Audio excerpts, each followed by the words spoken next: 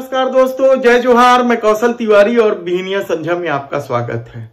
पहले चरण यानी 19 अप्रैल को होने वाले मतदान के लिए सभी राजनीतिक दलों ने अपने प्रत्याशियों की न केवल घोषणा कर दी है, बल्कि कौन प्रत्याशी कितना अमीर है, किस तरीके से अपराधों में लिप्त है, सब कुछ सामने आ चुका है। एडीआर की रिपोर्ट साफ तौर पर कह रही है कि जो भारतीय जनता पार्टी न खाऊंगा न खाने दूंगा नारा देते नहीं थकती है, वह सबसे ज्यादा भ्रष्टाचार के आरोपियों को टिकट दी है। जो भारतीय जनता पार्टी या मोदी सत्ता कहते नहीं थकती कि बेटी बढ़ाओ, वह मोदी सत्ता अपराधियों को सबसे ज्यादा टिकट दी है। यानी पहले चरण के जो प्रत्याशियों की सूची है उसके मुताबिक भारतीय जनता पार्टी ने बाजी मार ली है अपराधियों को टिकट देने में, भ्रष्टाचार के आरोपियों को टिकट देने में। 77 सीटों पर चुनाव लड़ रही है भारतीय जनता पार्टी। इन 102 सीटों पर चुनाव होना है पहले चरण में। उनमें से 28 लोग आपराधिक छवि के हैं या दागी हैं या भ्रष्टाचारी हैं और कई तरह के आरोपों से घिरे हैं। आपको याद होगा कि किस तरीके से इस देश ने देखा है कि भारत का नाम रोशन करने वाली महिला पहलवानों को सड़क पर रोते बिलखते और उसके आरोपी को भारतीय जनता पार्टी के नेताओं के द्वारा बचाते। तो पहले चरण के चुनाव जो 102 सीटों में होनी है, उसमें यदि सबसे शीर्ष 10 अमीर जादों की गिनती की जाए तो उसमें से 4 प्रत्याशी तो भारतीय जनता पार्टी के हैं। यानी पैसे वालों को टिकट देने में भी भारतीय जनता पार्टी अव्वल है। और अपराधियों का तो एडीआर ने रिपोर्ट में खुलासा कर ही दिया है कि किस तरीके से भ्रष्टाचारी, दुराचारी, व्याभिचारी, सभी तरह के हत्या, बलात्कार, कई तरह के अपराध से में लिप्त या उनके आरोपों से ग्रसित लोगों को भारतीय जनता पार्टी ने मनमाना टिकट दिया। 28 टिकट दी है। हालांकि दूसरे दल भी टिकट दे रहे हैं, लेकिन उनकी संख्या बेहद कम है। तृणमूल कांग्रेस ने तो 2 ही लोगों को टिकट दी है। कांग्रेस 12-14 लोगों को टिकट दी है, लेकिन उससे भी कई गुना ज्यादा, डबल, कांग्रेस से डबल अपराधियों को टिकट देने में भारतीय जनता पार्टी ने बाजी मार ली। और देश के प्रधानमंत्री नरेंद्र मोदी इन दिनों सब तरफ सभा ले लेकर भ्रष्टाचार के खिलाफ कड़ी कार्रवाई की बात कर रहे हैं, तो अपराधियों को जेल भेजने की बात कर रहे हैं।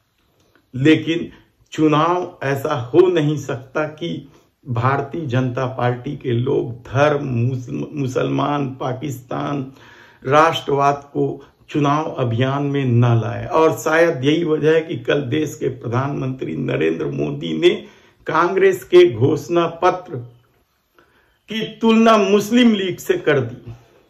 यानी अफवाह, झूठ की भी कोई पराकाष्ठा है, लेकिन लगता है कि इस चुनाव ने सारी हदें पार कर दी है और चुनाव आयोग चुपचाप खामोशी से बैठा है। चुनाव आयोग अपने आचार संहिता में कहता है कि कोई भी प्रत्याशी धर्म की बात नहीं करेगा, जाति की बात नहीं करेगा, लेकिन इस दौर में यदि देश के प्रधानमंत्री नरेंद्र मोदी ही धर्म की बात कर रहे हैं, राम मंदिर का जिक्र कर रहे हैं, सेना का हवाला दे रहे हैं, तो फिर सुप्रीम कोर्ट ने क्या गलत कहा था कि यदि चुनाव आयोग की नियुक्ति प्रधानमंत्री करेंगे तो वे प्रधानमंत्री के खिलाफ कैसे कार्रवाई कर सकते हैं। और इस दौर में यही कुछ हो रहा है। इसलिए लगातार विभिन्न राजनीतिक दल चुनाव आयोग के खिलाफ खड़े होने लगी हैं। कांग्रेस ने तो शांतिपूर्ण ढंग से अब तक 4 बार केंद्रीय चुनाव आयोग को शिकायत कर चुकी है। तो ममता बनर्जी की पार्टी के लोग तो धरना तक देने लगे। ये अलग बात है कि वे 15 मिनट से ज्यादा देर तक धरना नहीं दे पाए, पुलिस उन्हें हटा दी। लेकिन जिस तरीके से सीट जीतने या सत्ता में वापसी के लिए लालायित है देश के प्रधानमंत्री नरेंद्र मोदी, तो क्या वह डर है जो चुनावी बांड के जरिए उजागर हुआ है, या हिंडनबर्ग की रिपोर्ट के बाद मित्र को बचाने की कोशिश हुई है? कई तरह के सवाल आप उठा सकते हैं, लेकिन हैरानी की बात तो यह है कि जो पार्टी या देश के प्रधानमंत्री नरेंद्र मोदी अपराधियों को लेकर लगातार भ्रष्टाचार की बात कर रहे हैं, वे ही यदि भ्रष्ट दूसरे दलों के भ्रष्ट लोगों को बुला बुला कर टिकट दे रहे हैं, तो पार्टी के बाकी लोगों के पास क्या तमाशा बीन के अलावा कोई चारा नहीं रह गया? भाजपाइयों का तो हाल हो गया है, चोरी भी और सीना जोड़ी भी। भ्रष्टाचार के खिलाफ भाजपा ही बोलते हैं, भ्रष्टाचार के खिलाफ भाजपा वाले बोलते हैं। जिन्होंने 15 लाख करोड़ रुपए पूंजीपतियों का माफ कर दिया, वो भाजपा वाले बोलते हैं। जिन्होंने नोटबंदी का घोटाला किया, जिसने हिंडनबर्ग के घोटाले को बचाने का काम किया, जिसने देश की सारी संपत्ति एक आदमी के नाम पर नीलाम कर दिया और देश भर के सारे बड़े भ्रष्टाचारियों को चुन चुन कर माला पहना के पैर छूकर भारतीय जनता पार्टी में शामिल कर लिया। ऐसी भ्रष्टाचारी पार्टी भ्रष्टाचार के खिलाफ बोलती है। आजादी के बाद से लेकर आज तक हिंदुस्तान की धरती पर भ्रष्टतम पार्टी अगर कोई है, सबसे भ्रष्ट पार्टी अगर कोई है, तो उस पार्टी का नाम है भारतीय जनता पार्टी।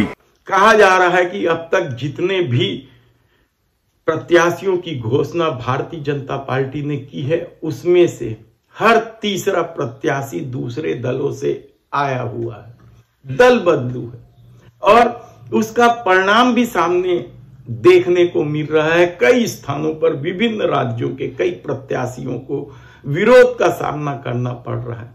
जनता खुद सामने आ गई है, वापस जाओ के नारे लगाए जा रहे हैं। यहां तक कि रामायण सीरियल के नायक जो राम बने थे, अरुण गोविल, उनको तक विरोध का सामना करना पड़ा है। लोगों ने उन्हें तक वापस जाओ की तख्ती लहराई। ऐसी परिस्थिति में क्या भारतीय जनता पार्टी 400 सीटें पार कर लेगी? कहना कठिन है, क्योंकि ईवीएम पर भी तो सवाल उठ रहे हैं। तो क्या ये ठसक ईवीएम की है? देखना होगा। धन्यवाद।